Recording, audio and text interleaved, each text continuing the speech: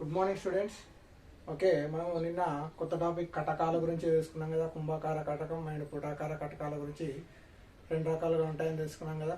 So అదేవిధంగా ఈ కుంభాకార కటకం మీకెళ్ళి మనకు క్వశ్చన్ కూడా అడగడం జరుగుతుంది. మరి కుంభాకార కటకం అంటే ఏమిటి? కుంభాకార కటకం సామర్థ్యం అనగానేంది? కుంభాకార కటకం యొక్క సామర్థ్యం అంటే ఏంది? దాని యొక్క ప్రమాణాలు, కుంభాకార కటక సామర్థ్యానికి ప్రమాణాలు తెలపండి అని అడగడం జరుగుతుంది. సో మనకు ఉన్నటువంటి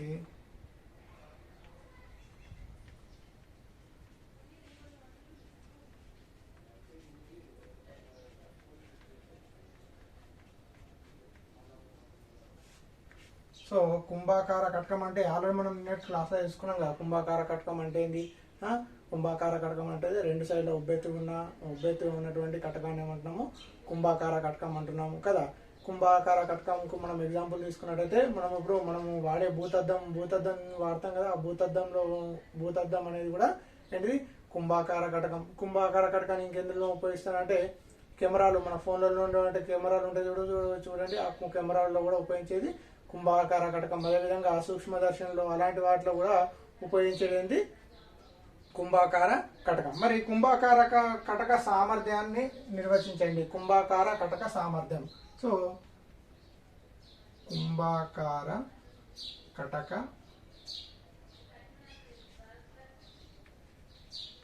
సామర్థ్యం. సో కుంభాకార కటక సామర్థ్యాన్ని Pతో సూచిస్తారు. దేంతో సూచిస్తారు? P అంటే ఏ కటకం అయితే, ఇప్పుడు మనం కుంభాకార కటకం కాబట్టి కుంభాకార కటక సామర్థ్యం P అని Telugu. P is equal to ఏంటంటే P equal to 1/F. P equal to ఏమంటారు? 1/F. దీన్నే కుంభాకార కటక సామర్థ్యం దేంతో ఇస్తారు? P is equal to 1/F. So ఇది మీటర్స్లో ఓకేనా. దీని సెంటీమీటర్లో తీసుకున్నట్టయితే P ఈక్వల్ టు 100/F సెంటీమీటర్స్లో మనము ఈ విధంగా రాయొచ్చు. దీనికి కటక సామర్థ్యానికి ప్రమాణాలు ఏమవుతాయంటే డయాస్టార్. ప్రమాణాలు ఏమవుతాయి? డయాస్టార్. ఇది కుంభాకార కటకం యొక్క సామర్థ్యం. మరి కుంభాకార కటకం యొక్క సామర్థ్యం అంటే ఏంటంటే ఏ కటకం అయితే తన పడ్డ పైన కాంతిని మనం ఏదంటున్నాము? కుంభాకార కటక సామర్థ్యం ఏ విధంగా తెలియజేస్తుంది అంటే ఏదైనా కటకము, కుంభాకార కటకము ఏంటిది? తన మీద పడిన కాంతిని ఏం చేస్తుంది? కేంద్రీకరిస్తుంది కదా. సో అంటే కుంభాకార కటక సామర్థ్యం ఏం తెలుస్తుంది అంటే అభిసరణ లేదా అపసరణ. అంటే ఆ కటకాలపై ఆ కటకం ఎంత మేరకు అభిసరణం చెందిస్తుంది లేదా ఎంత మేరకు అపసరణం చెందిస్తుందో అపసరణం చెందించగలదో దాన్ని కొలవడానికి ఉపయోగించే దాన్ని కొలతని ఏమంటున్నామంటే కుంభాకార కటక సామర్థ్యం. అంటే ఏదైనా ఒక కటకాన్ని తీసుకున్నట్టయితే, కుంభాకార కటకం లేదా పుటాకార ఏదైనా కటకాన్ని తీసుకున్నట్టయితే దాని పడిన కాంతిని ఎంత మేరకు అభిసరణం లేదా అపసరణం. ఆల్రెడీ మనం అంతకుముందు మనకు ఆల్రెడీ తెలుసు అభిసరణం అంటే ఏంటి, అభిసరణం అంటే ఏంటి. అభిసరణ అంటే కాంతిని కేంద్రీకరిస్తుంది, అపసరణం అంటే కాంతిని ఇట్లా పంపించడం జరుగుతుందని మనకు ఆల్రెడీ తెలుసు. సో అంటే ఒక కటకం తన మీద పడిన కాంతిని ఎంత మేరకు అభిసరణము లేదా అపసరణం చెందించగలదో దాన్ని ఎంతవరకు చెందించగలదో దాన్ని కొలిచే ప్రమాణం ఏమంటున్నామంటే కొలతని ఏమంటున్నామంటే కటక సామర్థ్యం. అంటే అది ఎంత మేరకు అభిసరణము లేదా అపసరణం చెందుతుంది అని కొలవడానికి ఉపయోగించేదే కొలతనే ఏమంటున్నాము?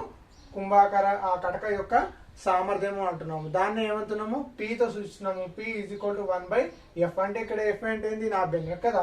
So P is equal to 100/F centimetres. ఒకవేళ దీన్ని ఇంకో రకంగా చెప్పాలంటే నాభ్యంతరం యొక్క విలోమాన్నే కటక సామర్థ్యం అంటారు. నాభ్యంతరం అంటే ఏంది?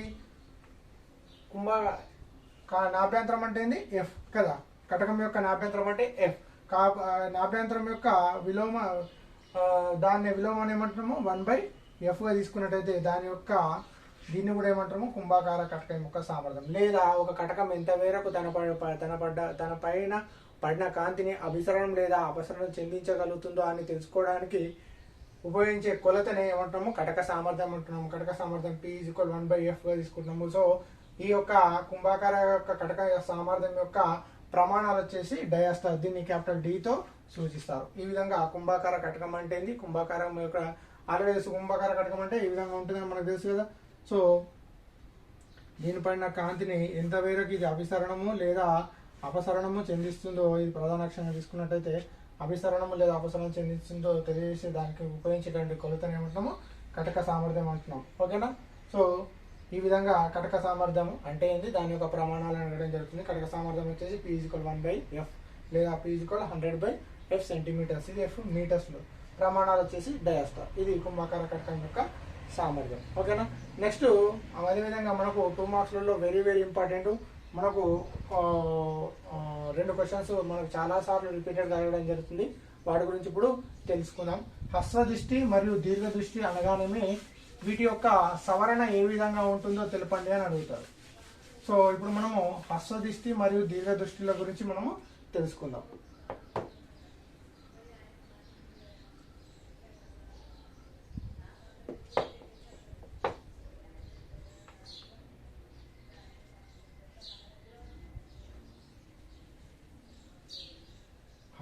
హ్రస్వ దృష్టి,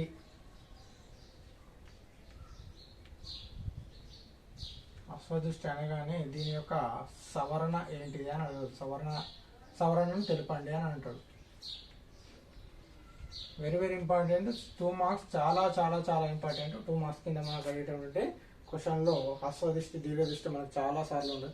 సో హస్వదృష్టి అంటే ఇప్పుడు మనం చూడండి, మనం స్టార్టింగ్ యూనిట్ చెప్పుకున్నాము, మనము కాంతి ఏది కిరణ దృశ్యశాస్త్రం అంటే దృశ్యానికి సంబంధించింది, అంటే దృశ్యానుభూతిని కలిగించేదే కాంతి కదా. కాంతి ఏం చేస్తుంది, ఒక వస్తువు మీద పడినప్పుడు ఆ వస్తువు ఏం చేస్తుంది, పరిక్షేపణ చెంది ఆ వస్తువు నుంచి వచ్చిన కిరణాలు మన కంటిలోకి వెళ్ళి మన కంటి ద్వారా రెటీనా మీద పడి మనకు దృశ్యానుభూతి కలుగుతుందని మనం ఫస్ట్ క్లాస్లో చెప్పుకున్నాం.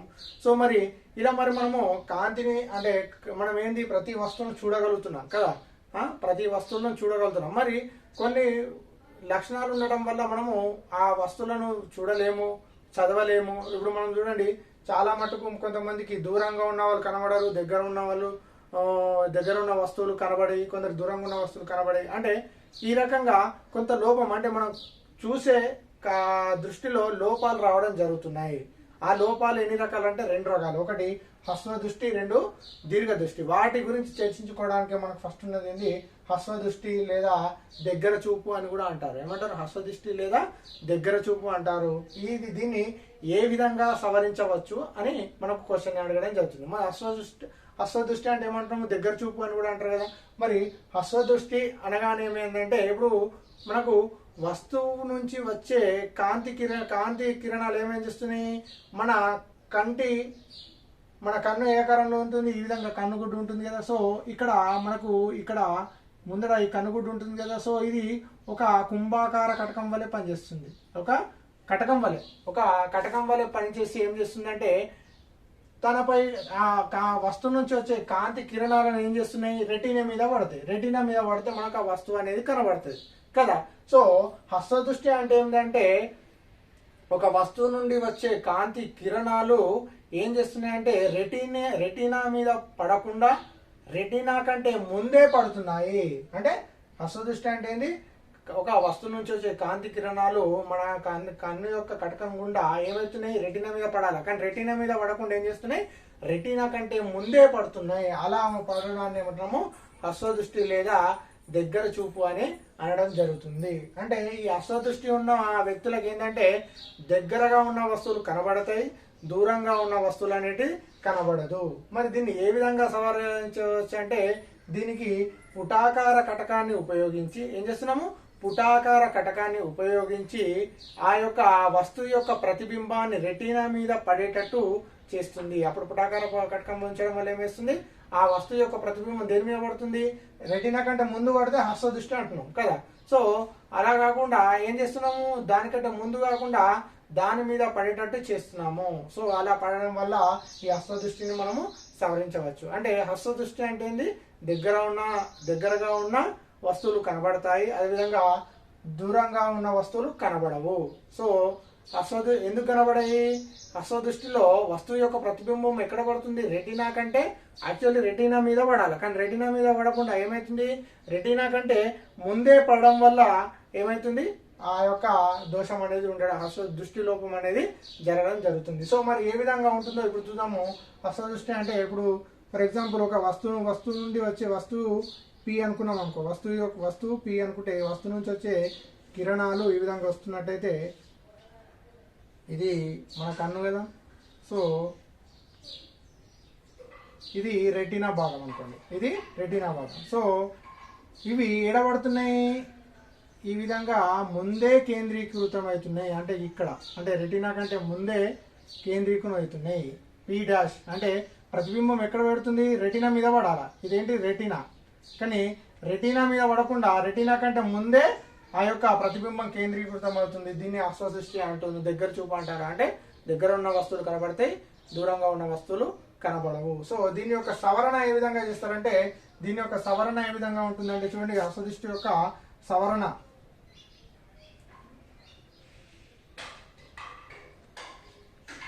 సో దీనికి పుటాకార కటకాన్ని ఉపయోగించి, ఏంటిది పుటాకార కటకాన్ని ఉపయోగించి అశ్వదృష్టిని సవరించవచ్చు. అప్పుడు ఏం చేస్తున్నాము, ఇక్కడ పి అనే వస్తువు ఉంది కదా. సో ఈ విధంగా అంటే వస్తువుకు కంటికి మధ్యలో పుటాకార కటకాన్ని, వస్తువుకు మరియు కంటికి మధ్యలో ఏం చేస్తున్నాము, పుటాకార కటకాన్ని ఉంచినట్టయితే ఆ అశ్వదృష్టి మనం సవరించవచ్చు. సో అప్పుడు ఏం చేస్తుందంటే ఇది రెటీనా మీద కేంద్రీకరిస్తుంది. ఎక్కడ కేంద్రీకరిస్తుంది? రెటీనా మీద కేంద్రీకరిస్తుంది. పి డాష్, ఇది రెటీనా.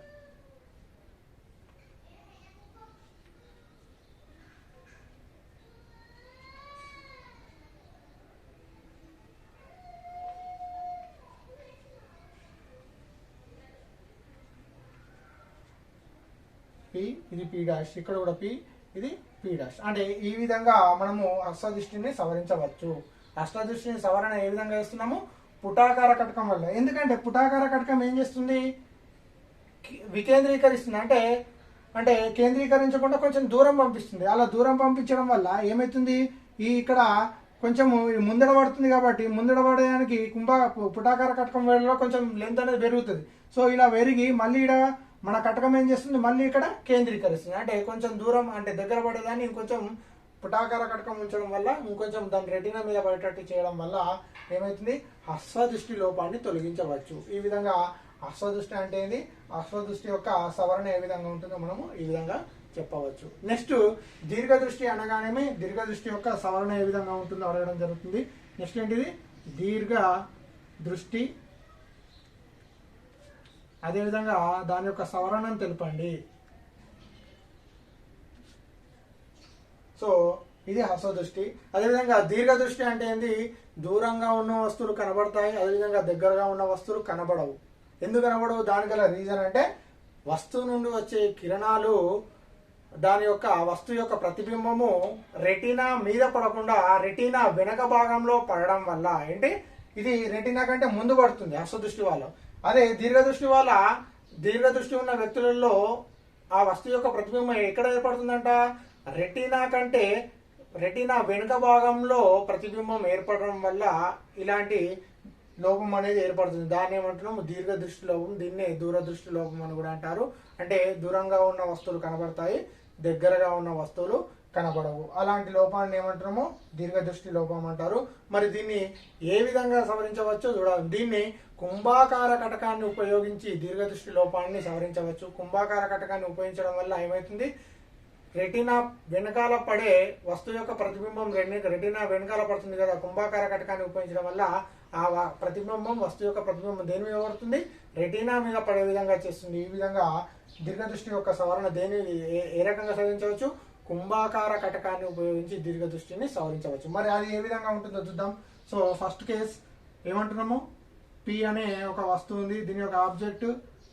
సో ఈ విధంగా పోతున్నట్టయితే ఇది మనము కన్ను అనుకుందాం కదా. సో ఈ కన్నుకు ఏడ పడాలా, ఇక్కడ పడాలా, యాక్చువల్లీ రెటీనా మీద పడాలా. ఇది రెటీనా అనుకుంటున్నాం కదా, రెటీనా. సో కాకుండా ఇది ఏడ కేంద్రీకరిస్తుంది, వస్తువు యొక్క రెటీనాకు వెనుక భాగంలో కేంద్రీకరిస్తుంది, వస్తువు యొక్క వెనుక భాగంలో కేంద్రీకరిస్తుంది. అంటే ఇక్కడ కేంద్రీకరిస్తుంది, అంటే ఇది పీ డాష్, అంటే వస్తువు యొక్క ప్రతిబింబం ఏంటం పీ డాష్. అంటే దీని ఏమంటున్నాము, దీర్ఘ దృష్టి అంటున్నాం. మరి దీని యొక్క సవరణ ఏ విధంగా ఉంటుందంటే చూడండి, సవరణ తీసుకున్నట్టయితే సవరణ ఏ విధంగా ఉంటుందంటే పి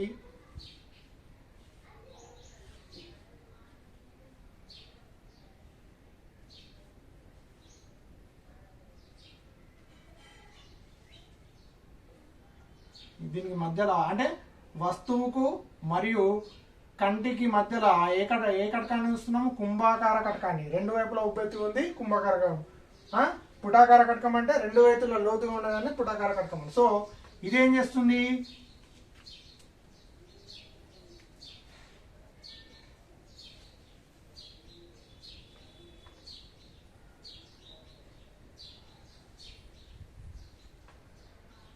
సో ఈ విధంగా పడుతుంది, కంటి మీద పడ్డ తర్వాత ఇదేం చేస్తుంది, సో ఈ విధంగా రెటీనా మీద కేంద్రీకరిస్తుంది. ఎడపడిస్తుంది, రెటీనా మీద కేంద్రీకరిస్తుంది. ఇదేమైనా పీ డాష్, ఇది కుంభాకార కటకం.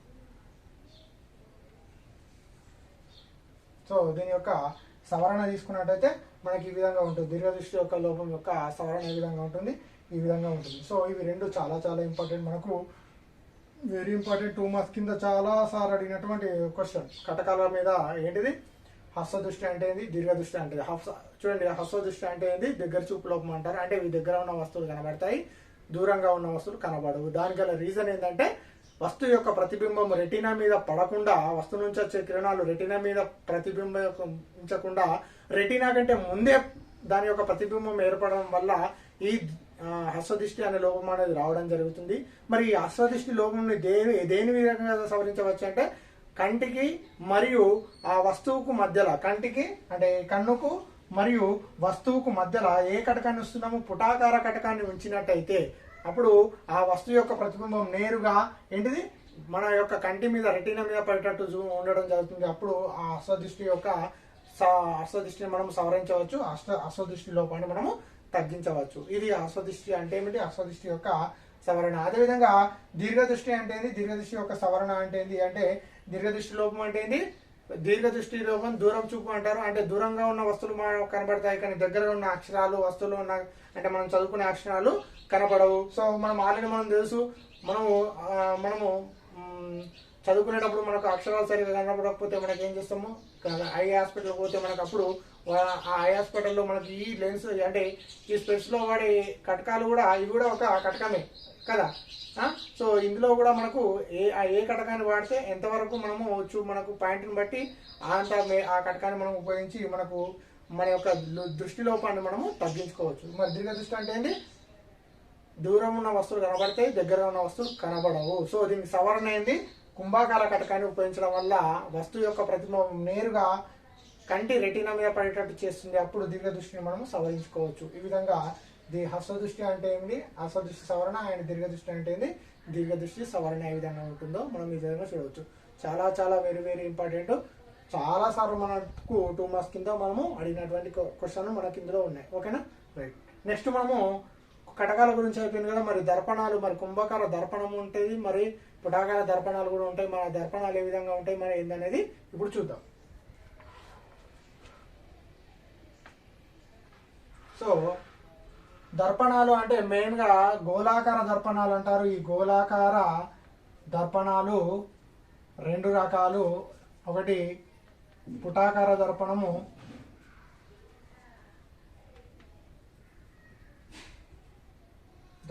నెక్స్ట్ కుంభాకార దర్పణం. సో మనము అసలు దర్పణం అంటే ఏంది, కటకం అంటేనేమో కాంతిని తనగుండా వక్రీభవనం చెందు, కాంతిని తనగుండా ఆ కటకాలు ఏం చేస్తున్నాయి, వక్రీభవనిస్తున్నాయి. మరి దర్పణాలు అంటే ఏంది, కాంతిని ఏం చేస్తున్నాయి, పరావర్తన చెందిస్తున్నాయి. ఇప్పుడు గోళాకార దర్పణం అంటే ఇప్పుడు మనం ఫర్ ఎగ్జాంపుల్ ఇప్పుడు గోళం తీసుకున్నాం, ఇది ఒక గోళాకార దర్పణం. అంటే ఈ గోళాకార దర్పణం అనేది అంటే ఇది ఏం చేస్తుంది, కాంతిని ఇప్పుడు ఫర్ ఎగ్జాంపుల్ మనం అద్దం ముందట మనం నిలబడుతున్నాం, అప్పుడు మనం ఏంది అద్దంలో మన ఫోటో అనేది కనబడుతుంది. ఎందుకు కనబడుతుంది? అక్కడ కాంతి ఏం చేస్తుంది? పరావర్తనం చెందుతుంది. సో మనకు సమతల దర్పణం పైన ఎంతైతే కాంతి పడ్డదో అంత కాంతిని ఏం చేస్తుంది? పరావర్తనం చెందిస్తుంది. అంటే లంబానికి ఒకటి పతన కాంతి తీసుకున్నట్టయితే, ఇంకోటి పరావర్తన కాంతిని తీసుకున్నట్టయితే, పతన కాంతి కోణం ఈక్వల్ టు పరావర్తన కోణం అని మనకు ఆల్రెడీ పరావర్తన సూత్రాల ద్వారా తెలుసు కదా. అంటే ఎంతైతే పతనం చెందుతుందో, ఎంతైతే దర్పణం మీద కాంతిని పతనం చెందిస్తుందో అంతే కాంతిని ఆ వస్తువు అనేది, ఆ దర్పణం అనేది పరావర్తనం చెందుతుంది. అంటే పతన కోణం ఈక్వల్ టు పరావర్తన కోణం అనేది సమానంగా ఉంటుంది. మరి ఇది సమతల దర్పణాల్లో చూసినట్టయితే ఈ విధంగా ఉంటుంది. మరి ఇంకా దర్పణాలు ఇంకేమైనా ఉంటాయా అంటే ఉంటాయి. ఇప్పుడు గోళాకారం ఒక గోళాన్ని తీసుకున్నట్టయితే, ఈ గోళాన్ని నేనేం చేస్తున్నా? సగం చేస్తున్నట్టయితే ఏమైతుంది? ఇది పార్ట్ ఈ విధంగా ఉంటుంది. సగం చేసినట్టయితే ఏ విధంగా ఉంది? ఈ సగం ముక్క తీసుకుంటున్నాను చూడండి.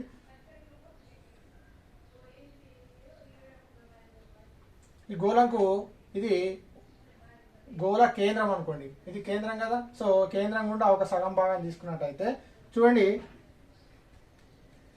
ఈ సగం భాగం ఉన్నది. ఈ సగం భాగంలో ఒకటి ఈ విధంగా ఉంది కదా, ఈ విధంగా ఉన్నది.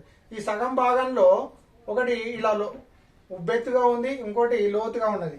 ఈ లోతుగా ఉన్న సైడు కాంతి పడినట్టయితే, ఈ లోతుగా ఉన్న సైడు కాంతి పడేటట్టు ఉన్నట్టయితే, అంటే ఇది మొత్తం ఏం చేస్తున్నాము?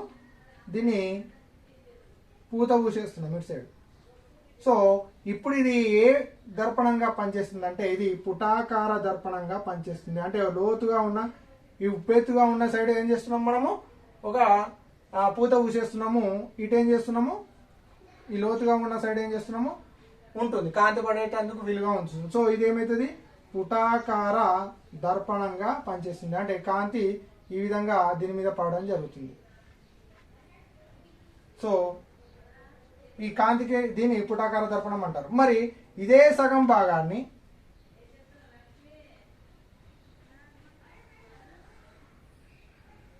ఈ లోతుగా ఉన్న భాగాన్ని మనము పూతతో పూసేసినట్టయితే, ఈ ఉబ్బెత్తుగా ఉన్న పదార్థం పైన కాంతి పడుతున్నట్టయితే దీన్ని ఏమంటున్నామంటే కుంభాకార దర్పణము. కుంభాకార దర్పణము అని అనడం జరుగుతుంది. మరి ఈ విధంగా పుటాకార దర్పణము మరియు కుంభాకార దర్పణాలు అనేది ఉంటున్నాయని చెప్తున్నాం కదా. సో ఇది కాంతి పడుతుంది, ఇటు నుంచి కూడా కాంతి పడుతుంది. సో మరి ఇదంతా గోళంలో భాగమే కదా. గోళంలో ఒక పీ తీసుకున్నాం కదా. ఈ గోళంలో మన ఏదైతే గోళం యొక్క కేంద్రం ఉందో, ఈ కేంద్రమే ఈ మనం తీసుకున్న ఒక దర్పణం కేంద్రంగా, దర్పణం యొక్క ఈ కేంద్రం అంటే గోళంలో తీసుకున్నట్టే కేంద్రం, ఈ ముక్క ఏదైతే గోళంలో తీసుకున్నామో ఆ గోళం యొక్క కేంద్రం ఏమవుతుందంటే దీని ఏమంటున్నాం అంటే వక్రతా కేంద్రం అంటున్నాం. దీని ఏమంటున్నాము? వక్రతా కేంద్రం అంటున్నాము. దీన్ని సితో సూచిస్తున్నాము. ఏంటిది? సితో సూచిస్తున్నాము. దీన్ని వక్రతా కేంద్రము. సో దీనిలో కూడా ఏర్పడుతుంది కాబట్టి ఇది ఏమవుతుంది? ఇది కూడా సి. ఇది కూడా ఏమైంది? సి. అంటే దీన్ని కూడా ఏమంటున్నాము? వక్రతా కేంద్రము. మరి ఈ పుటాకార దర్పణము మరియు కుంభాకార దర్పణంలో దీని యొక్క మధ్య భాగంలో దీన్ని ఏమంటున్నాము? ధ్రువం అంటున్నాము. పుటాకార దర్పణం యొక్క ధ్రువము. దీన్ని పితో సూచిస్తున్నాము. పి. దీని మధ్య భాగాన్ని పి అంటున్నాము. ఇక్కడ కూడా పి ధ్రువంతో సూచిస్తున్నాము. ధ్రువం గుండా పోయే కాంతి కిరణము, ధ్రువం మీద పడే కాంతి కిరణము, దీన్ని ఏమంటాము? ధ్రువం గుండా మరియు కేంద్రం గుండా పడే అక్షాన్ని ఏమంటున్నాము? సమతల అక్షము. ఏమంటున్నాము? సమతల అక్షము.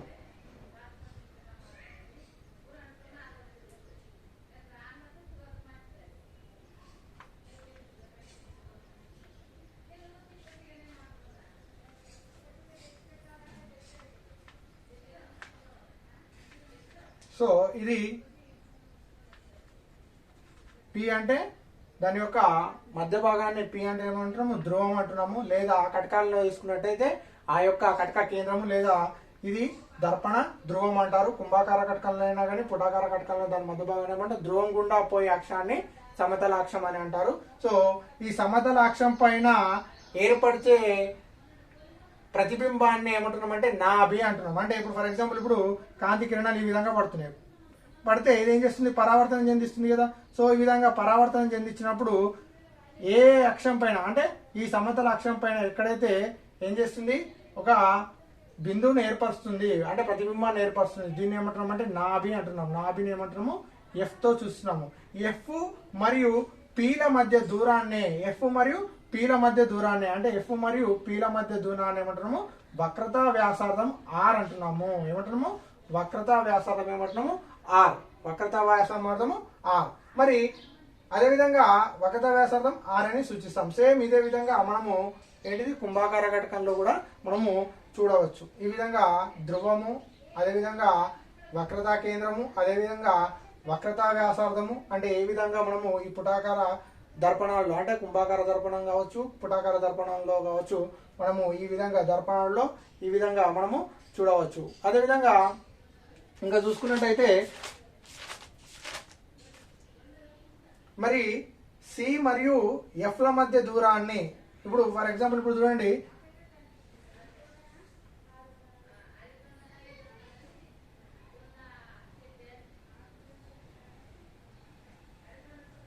ఇది ఇది ఎఫ్ కదా. సో దీని యొక్క వక్రతా కేంద్రం ఏమంటున్నాము, సి అంటున్నాం కదా. సో పిఎఫ్ల మధ్య దూరం ఎంత, పిఎఫ్ల మధ్య దూరం ఏమంటున్నాము, నాభ్యంతరం ఎంత అవుతుందో ఎఫ్ మరియు సిల మధ్య కూడా, ఎఫ్ మరియు సిల మధ్య కూడా దూరం అంతే ఉంటుంది. అంటే ఎఫ్ అంటే దీని యొక్క మొత్తం వక్రతా వ్యాసార్థం ఆర్ ఈజ్ ఈక్వల్ ఏమవుతుంది, వక్రతా వ్యాసార్థం is equal to R is equal to 2f అవుతుంది. దీని నుంచి నాభ్యంతరం ఎఫ్ ఈజ్ ఈక్వల్ మనం ఏం రాయొచ్చు, 2r/2. అంటే వక్రతా వ్యాసార్థంలో సగం ఏమవుతుంది, నాభ్యంతరం. అంటే వక్రతా వ్యాసార్థం అంటే ఏంది, ఇక్కడికి వెళ్ళి ఇక్కడ వరకు వక్రతా వ్యాసార్థం. సో నాభ్యంతరం అంటే ఏంది, వక్రతా వ్యాసార్థంలో సగం ఏమంటున్నాము, ఎఫ్ ఈజ్ ఈక్వల్ అంటే దర్పణం యొక్క ధ్రువం నుండి నాభికి మధ్య గల దూరాన్ని, దర్పణం యొక్క ధ్రువం నుండి నాభికి మధ్య గల దూరాన్ని, అంటే పి నుంచి ఎఫ్ల మధ్య దూరాన్ని ఏమంటున్నాము, నాభ్యంతరం అంటున్నాము. మరి ఈ నుంచి ఇంత దూరం ఉంటుందో ఈ నుంచి ఇది కూడా అంతే దూరం ఉంటుంది. సో ఇదంతా ఏమైతే వక్రతా వ్యాసార్థం. వక్రతా వ్యాసార్థం ఆర్ ఈజ్ ఈక్వల్ టు 2 నాభ్యంతరం అంటే 2f. So 2f is equal అంటే ఎఫ్ ఈజ్ ఈక్వల్ ఏమంటే r/2. అంటే నాభ్యంతరం అంటే ఇంకో రకంగా చెప్పాలంటే, నాభ్యంతరం అంటే ఆల్రెడీ మనం చెప్పుకున్నాం. నాభ్యంతరం అంటే ఏంది, వస్తువు దర్పణం యొక్క ధ్రువం నుండి లేదా కటకం యొక్క కేంద్రాంకం నుండి నాభికి మధ్య గల దూరాన్ని ఏమంటున్నాము, దాని యొక్క కటక నాభ్యంతరము లేదా దర్పణ నాభ్యంతరం అని అంటారు. సో ఈ విధంగా ఏంటిది, గోళాకార దర్పణాలు తీసుకున్నట్టయితే ఆ దర్పణాలు మళ్ళీ 2 రకాలు, పుటాకార దర్పణం మరియు కుంభాకార దర్పణం అనేది ఈ విధంగా చూడవచ్చు. సో ఈ విధంగా దర్పణాల్లో మరియు దాని యొక్క ఏంది దర్పణం యొక్క కటక వ్యాసార్థం తీసుకురావచ్చు. అదేవిధంగా నాభ్యంతరాన్ని కూడా మనము ఈ విధంగా చూడవచ్చు. సో ఈ దర్పణాల్లో వీటిని దర్పణ సంజ్ఞా సాంప్రదాయం అనేది ఉంటుంది. దర్పణాల్లో ఏంటిది, సంజ్ఞా సాంప్రదాయం. మరి సంజ్ఞా సాంప్రదాయం ఏ విధంగా ఉంటుందో ఇప్పుడు మనం చూద్దాం.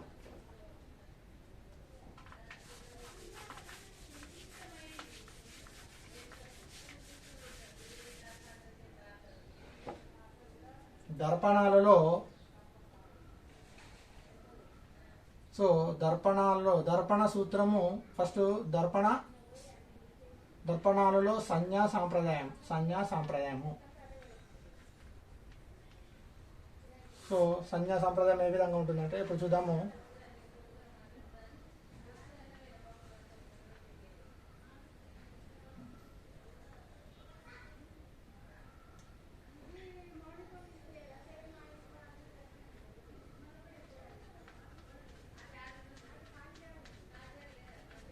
సో మనకు ఒక పుటాకార దర్పణాన్ని తీసుకుంటున్నాము. సో దీని మీద కాంతి అనేది పడుతుంది. సో ఈ కాంతి అనేది ఇది ప్రధాన అక్షం. ఏమంటున్నాము, సమతల అక్షం అంటాం కదా, సారీ ప్రధాన అక్షం అంటారు. ప్రధాన అక్షము. సో ఇదేంటిది, పి కదా. అంటే ఏంది, ఇది దాని యొక్క ఏదైతే దర్పణ ధ్రువం, పిని పోల్ అంటారు, దర్పణం యొక్క ధ్రువం. సో అదేవిధంగా ఇది ఏం చేస్తుంది, ఇక్కడ మనము కాంతిని కేంద్రీకరిస్తుంది, అంటే కాంతి అండ్ ప్రతిబింబాన్ని ఏర్పరుస్తుంది అనుకుందాం. ఇదేంటి, ఒక దర్పణం కదా. సో పుటాకార దర్పణం ఏం చేస్తుంది, ఒక నాభ్యంతరాన్ని ఏర్పరుస్తుందని అనుకుందాం. సో ఇలా ఏర్పరిచినప్పుడు ఈ దర్పణ సంజ్ఞా సాంప్రదాయం ఏమి చెప్తుందంటే, వస్తువులను వాటి యొక్క అంటే ఈ యొక్క ఇందులో వీటి యొక్క దూరాలను ఏ విధంగా కొలవాలా అంటే ప్రతి సంజ్ఞా సంప్రదాయంలో ఫస్ట్ ఏంది మనము ఏ కొలతలను కొలిచిన దూరాన్ని కొలిచిన ఎక్కడికి కొలవాలా అంటే దర్పణం యొక్క ధ్రువము లేదా కటకం యొక్క కేంద్రం నుంచి కొలవాలి. కటకాలను అయితే కేంద్రం నుంచి కొలవాలా, దర్పణాల నుంచో ఏం చేస్తారో దాని యొక్క ధ్రువం నుంచి వాటి యొక్క దూరాలను అనేది కొలవాలి. మరి ఈ విధంగా కాంతి అనేది పడుతుంది అనుకుంటే కాంతి ఎటువంటి ఉంటుంది, కాంతి ఈ విధంగా ఏంటిది దర్పణం మీద పడుతుంది కదా. సో పతన కాంతి దిశలోనే మనము కొలుస్తున్నట్టయితే ఏంటిది పతన కాంతి దిశలోనే, ఇప్పుడు పతన కాంతి ఏ విధంగా పడుతుంది, ఇటు పడుతుంది. సో పతన కాంతి దిశలోనే కొలిచినట్లయితే, పతన కాంతి దిశలో కొలిచినట్లయితే కొలత ఏ విధంగా తీసుకోవాలా, ధనాత్మకం తీసుకోవాలా. కొలత ఏ విధంగా తీసుకోవాలా, ధనాత్మకము. ఏంటిది కొలత ఏ విధంగా తీసుకోవాలా, ధనాత్మకం. మరి ఇది పతన కాంతి దిశకు వ్యతిరేకంగా కొలిచినట్లయితే, ఇప్పుడు పతన కాంతి ఈ విధంగా పడుతుంది కదా, పతన కాంతికి ఈ విధంగా వ్యతిరేకంగా కొలిచినట్లయితే అంటే పతన కాంతికి అంటే ఏది కొలత అయినా ఎక్కడికి వెళ్ళి కొలవాలా, దాని యొక్క ధ్రువం నుంచి కొలవాలా. పతన కాంతికి వ్యతిరేకంగా కొలిచినట్లయితే దాని విలువ ఎట్లా తీసుకోవాలా, రుణాత్మకంగా తీసుకోవాలా. దాన్ని ఏం తీసుకోవాలా, రుణాత్మకంగా తీసుకోవాలా. అదేవిధంగా ప్రధాన అక్షంపై పై విలువలను ఎత్తులను ప్రధాన అక్షం నుంచి ఆ యొక్క దర్పణం యొక్క ఎత్తులను అంటే ఊర్ధ్వ దిశలో కొలత కొలిచేసినప్పుడు అంటే పైన విలువలను కొలిచేటప్పుడు ఏ విధంగా తీసుకోవాలా, ధనాత్మకంగా తీసుకుంటారు. అంటే ఇప్పుడు ప్రధాన అక్షరం ఇది కదా, దీనిపైన అంటే దీని పైన కొలిచేటప్పుడు కూడా దీని యొక్క విలువ ఎట్లా తీసుకోవాలా, ధనాత్మకంగా తీసుకోవాలా. అదేవిధంగా ప్రధాన అక్షరానికి కిందిగా కొలిచేటప్పుడు కిందికి కొలిచేటప్పుడు దాని యొక్క విలువలు ఎట్లా తీసుకోవాలా, రుణాత్మకంగా తీసుకోవాలా. ఈ విధంగా ఈ యొక్క సంజ్ఞా సాంప్రదాయం తీసుకుంటున్నాం. అంటే చూడండి, ఇది నాభ్యంతరము, ఇది ఏంటిది ధ్రువం అంటున్నాము కదా. సో ఇడికెళ్ళి కాంతి పడుతుంది. సో ఇలా పడినప్పుడు చూడండి, ఇక్కడ ఒక వస్తువు ఉన్నట్టయితే, ఫర్ ఎగ్జాంపుల్ ఇది ఒక వస్తువు ఉంది అనుకున్నప్పుడు అయితే ఈ వస్తువు ప్రతిబింబాన్ని ఏర్పరుస్తుంది. సో అప్పుడు ఏమవుతుంది, వస్తువు నుండి కటకానికి మధ్య గల దూరాన్ని అంటే వస్తువు నుండి కటకానికి మధ్య గల దూరాన్ని ఏమంటున్నామంటే వస్తువు నుండి కటకానికి మధ్య గల దూరాన్ని యుతో సూచిస్తున్నాము. వస్తువుకు కటక మధ్య గల దూరం ఏమంటున్నాము, యు. వస్తువుకు కటకానికి మధ్య గల దూరం ఏమంటున్నాము, యు కదా. అంటే ఆబ్జెక్ట్ మరియు దర్పణానికి మధ్య గల దూరాన్ని దేంతో చూస్తున్నాము, యుతో సూచిస్తున్నాము. మరియు ప్రతిబింబం ఏర్పరుస్తుంది కదా, ఇక్కడ ఎక్కడో ప్రతిబింబాన్ని ఏర్పరుస్తుంటే అంటే వస్తువుకు అంటే దర్పణం ఏం చేస్తుంది, ప్రతిబింబాన్ని ఏర్పరుస్తుంది కదా. సో ప్రతిబింబాన్ని ఫర్ ఎగ్జాంపుల్ ఇక్కడ ప్రతిబింబం ఏర్పరుస్తుంది, ఇక్కడ ప్రతిబింబాన్ని ఏర్పరుస్తుంది అనుకోండి, దీని యొక్క ప్రతిబింబం ఇక్కడ ఏర్పరుస్తుంది అనుకోండి. ఏర్పరిచినప్పుడు వస్తువుకు ప్రతిబింబానికి మరియు వస్తువుకు మధ్య గల దూరాన్ని అంటే ప్రతిబింబానికి మరియు వస్తువుకు మధ్య గల దూరాన్ని కొలిచే కొలతను వీతో సూచిస్తారు. సో అంటే ఇప్పుడు చూడండి, వస్తువు నుంచి దీన్ని కొలవాలంటే కాంతి ఎటు పోతుంది, ఇటు పోతుంది. సో దీని యొక్క కొలత ఏం తీసుకుంటాము, యు అనేది ధనాత్మకంగా తీసుకుంటాం. యు అనేది యు అనేది ఏ విధంగా తీసుకుంటాం, ధనాత్మకంగా. కానీ ప్రతిబింబాన్ని కొలవాలంటే దీని నుంచి కొలవాలి కదా.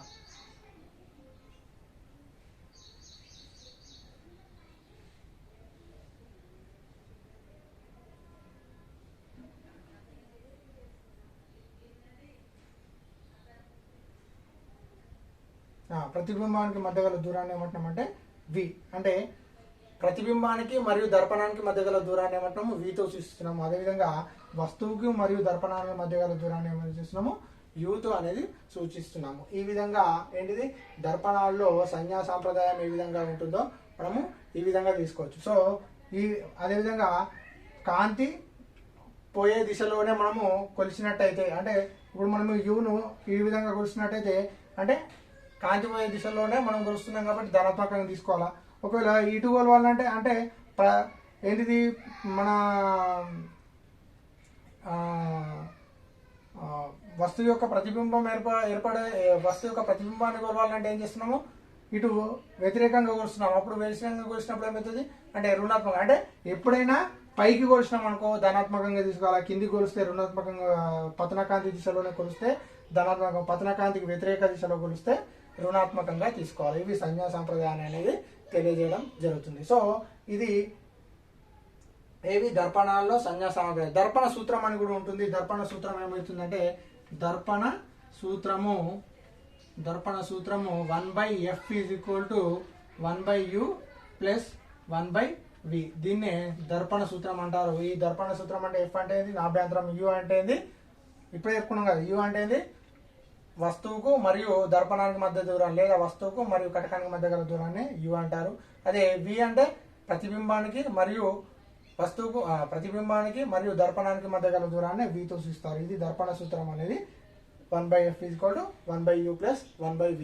సో ఇవి ఏంది దర్పణాల్లో సంజ్ఞా సంప్రదాయం ఏ విధంగా ఉంటుంది, అదేవిధంగా దర్పణ సూత్రం అనేది 1/f is equal to F అంటే ఏంది, నాభ్యంతరం. యు అంటే ఏంది, వస్తువుకు మరియు దర్పణానికి మధ్య గల దూరాన్ని యుతో సూచిస్తున్నాము. అదే వి అంటే ఏంది, వస్తువు మరియు ప్రతిబింబానికి మధ్య గల కొలతనే దేంతో చూస్తున్నాము, వీతో కొలుస్తున్నాం. ఇది దర్పణ సూత్రం. దీన్ని ఆధారంగా చేసుకొని మనకు ఈ యూనిట్లో కొన్ని ప్రాబ్లమ్స్ ఉన్నాయి. మరి ఆ ప్రాబ్లమ్స్ ఏ విధంగా ఉంటాయో మనము రేపటి క్లాస్లో మనము ఆ ప్రాబ్లమ్స్ గురించి చూద్దాం. ఓకేనా, రైట్. సో అర్థమైంది కదా. కుంభాకార కటకం అంటే ఏంది, కటక సామర్థ్యం అంటే ఏంది, కటక సామర్థ్యం అంటే ఏంది, కటకం సామర్థ్యం అంటే ఆ తనపై పడ్డ కాంతి ఎంత మేరకు అభిసరణం ఎంత మేరకు అపసరణం చెందిస్తుందో దాని గురించి, దాన్ని చిందించగలదు అని తెలిపే కొలతని ఏమంటున్నాం అంటే కటక సామర్థ్యం అంటున్నాము. కటక సామర్థ్యాన్ని పితో చూస్తున్నాం. P is equal to 1/f. 1/f అంటే నాభ్యంతరం యొక్క విలోమాన్ని కూడా మనము కటక సామర్థ్యంతో చూపించవచ్చు. దీని యొక్క ప్రమాణాలు అడుగుతాడు. ప్రమాణాలు వచ్చేసి డయాస్టార్ గా తెలియజేస్తాం. అదేవిధంగా దీర్ఘ దృష్టి అంటే ఏంటి, హస్త దృష్టి అంటే ఏంటి, వాటి యొక్క సవరణలు ఏ విధంగా ఉంటాయో మనం అది కూడా చూసినాం. నెక్స్ట్ ఏంటిది, దర్పణాలు చూసినట్టయితే రెండు కుంభాకార దర్పణం, పుటాకార దర్పణాలు రెండు రకాలు ఉంటాయి. ఈ దర్పణాల్లో సంజ్ఞా సంప్రదాయం ఉంటుంది. సంజ్ఞా సంప్రదాయం ఏ విధంగా ఉంటుంది, దర్పణానికి పైన కొలిసే కొలతలు ధనాత్మకం, దర్పణానికి కింద అంటే ప్రధానాక్షరానికి పైన కొలిచేటి ధనాత్మకము, ప్రధానాక్షరానికి కిందిగా కొలిస్తే రుణాత్మకము. దర్పణంపై పడే సమత ప్రధానాక్షరానికి దర్పణంపై కాంతి పడే దిశలో కాంతికి పడే దిశలోనే మనము కొలత కొలిసినట్టయితే దాని ధనాత్మక దిశ వల్ల కాంతి పడే దిశకు వ్యతిరేకంగా మనం కొలతలు తీసుకున్నట్టయితే రుణాత్మకంగా తీసాలా. ఎప్పుడైనా కొలతలు అనేది దాని యొక్క దర్పణం యొక్క ధ్రువం నుంచి మనము కొలత అనేది తీసుకోవడం అనేది జరుగుతుంది. సో ఈ విధంగా మరియు దర్పణ సూత్రం ఏం చేస్తుంది, 1/f is equal to 1/u plus 1/v. ఇది ఈ రోజు క్లాస్. మనము దీని మీద మన ప్రాబ్లమ్స్ ఉన్నాయి. మళ్ళీ మనము రేపటి క్లాస్లో వాటి గురించి చర్చించుకుందాం.